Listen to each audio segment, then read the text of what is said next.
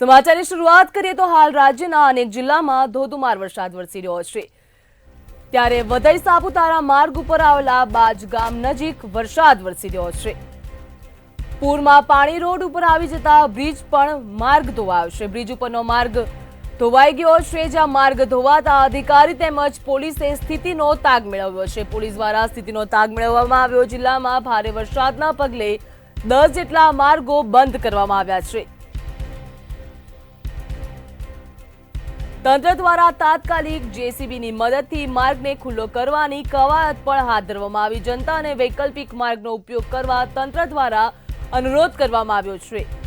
જ્યાં પૂરના પાણી રોડ ઉપર આવી જતા બ્રિજનો માર્ગ પણ ધોવાઈ ગયો છે। પૂરના પાણી બ્રિજ ઉપર આવી જતા બ્રિજનો જે માર્ગ છે ધોવાઈ ગયો છે। માર્ગ ધોવાતા અધિકારી તેમજ પોલીસે સ્થિતિનો તાગ મેળવ્યો હતો।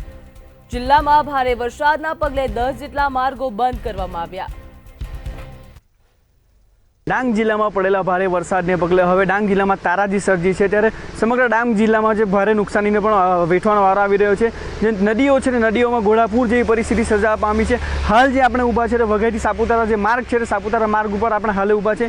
અહીં જે રસ્તો છે તે પાણીના પ્રવાહના કારણે રાત્રિ દરમિયાન જે પડેલા ધોધમાર વરસાદના કારણે જે રસ્તો છે સાપુતારાથી વઘઈનો રસ્તો છે તે પૂરેપૂરો ધોવાઈ જવા પામ્યો છે। સાથે જ જે રેલિંગો છે તે રેલિંગો પણ પાણીના પ્રવાહમાં તણાઈ જવા પામી છે।